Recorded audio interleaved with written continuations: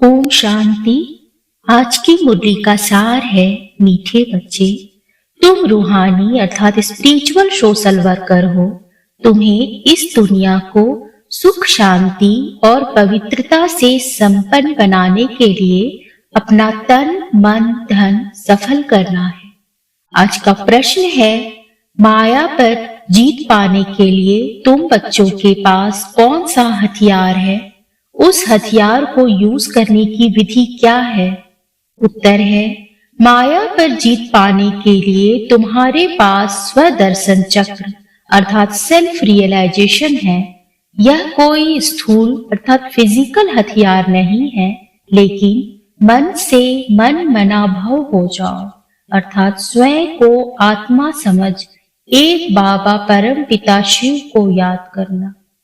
हम सो हम के मंत्र को याद करो तो इस विधि से माया का गला कट जाएगा, तो माया जीत बन चक्रवर्ती राजा बन जाएंगे।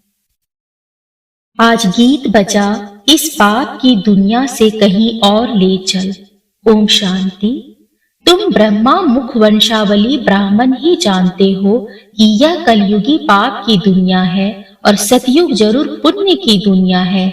बच्चों को समझाया गया है, जो मनुष्य पुण्य आत्माएं होते हैं उनको अच्छा जन्म मिलता है, पाप आत्मा को बुरा जन्म मिलता है। अब यह तो है ही पाप आत्माओं की दुनिया। यह ज्ञान तुम बच्चों की बुद्धि में है। शांति धाम को ही परम धाम कहा जाता है। यह है दुख धाम। भारत सतयुग में सुख धाम था, अब हमको शांति धाम जाना है, फिर सुख धाम में आना है। सुख धाम में पवित्रता, सुख, शांति तीनों ही है। इस दुख धाम में है अपवित्रता, दुख, अशांति। यह तीन चीजें समझ लेनी चाहिए। जब भारत में तीनों चीजें हैं तब सुख धाम कहा जाता है। अब तुम तन मन धन सब कुछ बाप पर बलि चढ़ाते हो। तन मन धन से तुम भारत की सेवा करते हो। तन से भी सेवा की जाती है ना। सोशल वर्कर तन की सेवा करते हैं, कोई धन की सेवा करते हैं, बाकी मन की सेवा इस दुनिया में कोई जानते नहीं। मन मना भाव का अर्थ ही है, बाप आकर समझाते हैं। मुझ परम पिता परमात्मा को याद करो, जिससे तुमको सुख का वर्षा लेने का है। मन मना भाव यानी सबकी बुद्धि बाप के साथ लगी रहे, ऐसा दूसरा कोई मनुष्य है नहीं जो कह सके। तो और सभी सेवा करते हैं, परंतु मन से कोई भी कर नहीं सकते। मनुष्य कहते हैं मन शांत कैसे हो। अब मन और बुद्धि है आत्मा का ऑर्गन्स, और यह कर्मेंद्रिय शरीर के ऑर्गन्स है। तो बाप बैठ समझाते हैं, स्वदर्शन चक्र को याद करो, अपने पाप और सुख धाम को याद करो, इस दुख धाम को भूल जाओ। यह हुई मन की सेवा। जो जो करेंगे वही माया पर जीत पाएंगे। माया का सिर कट जाएगा, ऐसे नहीं। स्वदर्शन चक्र से कोई मनुष्य का सिर काटा जाता है। देवताओं के ऐसे अलंकार होते नहीं जिससे कोई पाप हो। मनुष्य समझते हैं श्री कृष्ण ने स्वदर्शन चक्र से गला काटा था, यह तो पाप का काम हो गया। देवताएं ऐसा काम कर न सके। स्वदर्शन चक्र कोई का सिर काटने के लिए नहीं है, यह है माया पर जीत पाने का। स्वदर्शन चक्र फिराने से हम देवता बनते हैं, माया पर जीत पा लेते हैं। इसी स्वदर्शन चक्र से ही तुम माया पर जीत पाते हो। यह तुम्हारा हथियार है। शंख है बजाने के लिए, नॉलेज मिली हुई है ना। सिखलाते हैं स्वदर्शन चक्र कैसे फिराओ, तो फिर तुम चक्रवर्ती राजा बन जाएंगे। अब हम शांति धाम जा रहे हैं, फिर सुख धाम आएंगे। यह बाप ने सिखलाया है। स्वदर्शन चक्रधारी बाप के सिवाय कोई बना न सके। अब तुम ईश्वर की वंशावली हो, फिर बनेंगे विष्णु की वंशावली। स्वदर्शन चक्र का अलंकार भी विष्णु को दिखाया हुआ है। तुम हो पुरुषार्थी, तुम जानते हो स्वदर्शन चक्र फिराने से हम देवता बनते हैं। इसी स्वदर्शन चक्र से ही तुम माया जीत बनते हो। यह तुम्हारा हथियार है। शंख है बजाने के लिए, नॉलेज मिली हुई है ना। सिखलाते हैं स्वदर्शन चक्र कैसे फिराओ तो फिर तुम चक्रवर्ती राजा बन जाएंगे।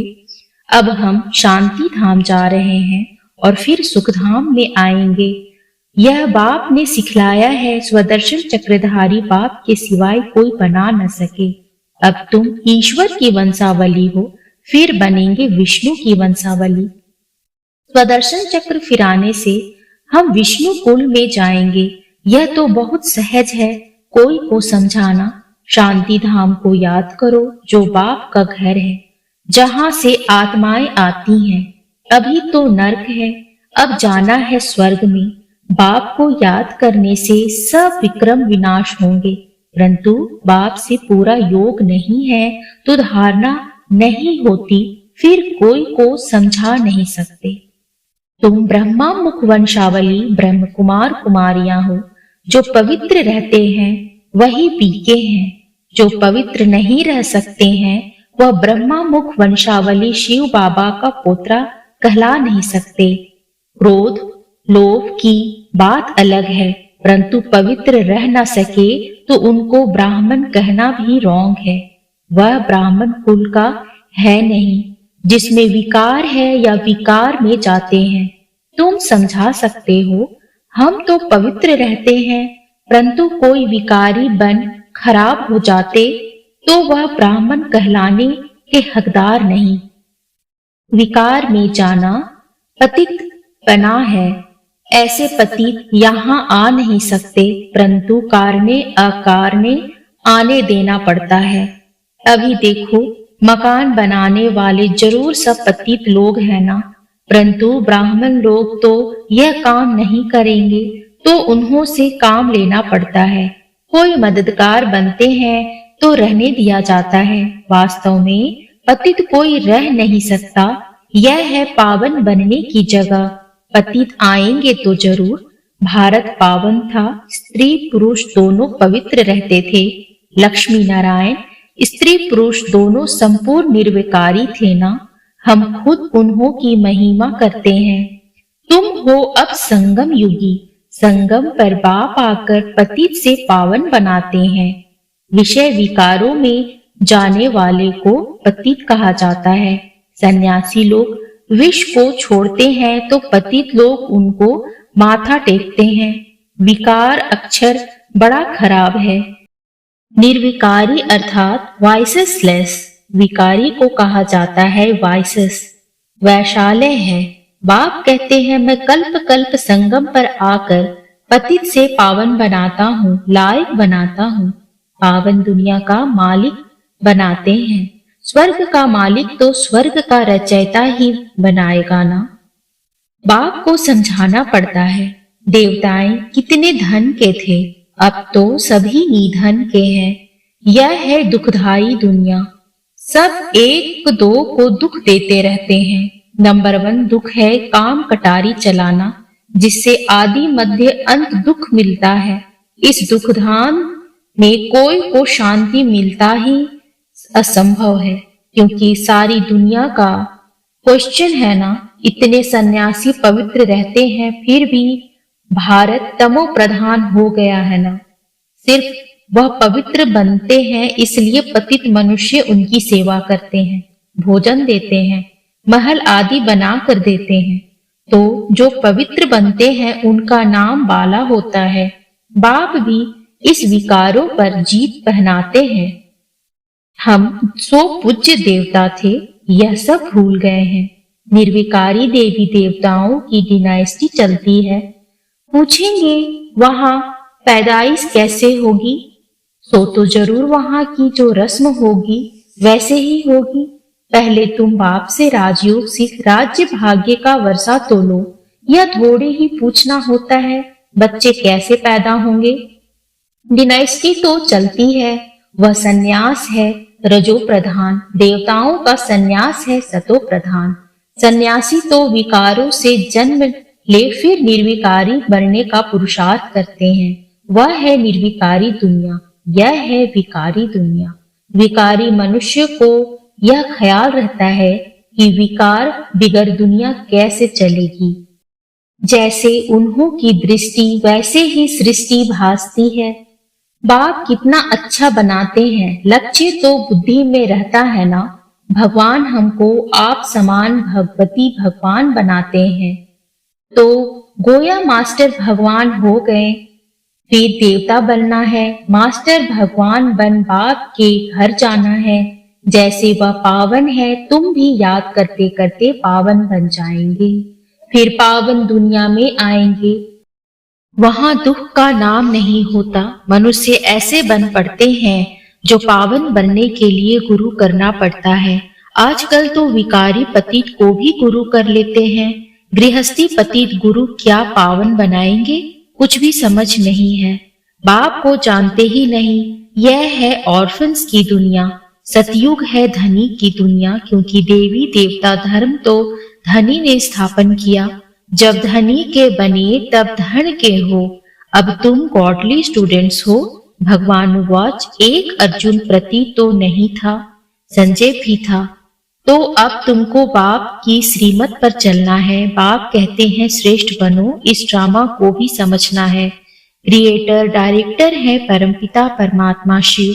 वह ब्रह्मा विष्णु शंकर को भी क्रिएट करते हैं, फिर उनको डायरेक्शन देते हैं। फिर ब्रह्मा की माला बदल रुद्र माला, फिर विष्णु की माला बनेगी।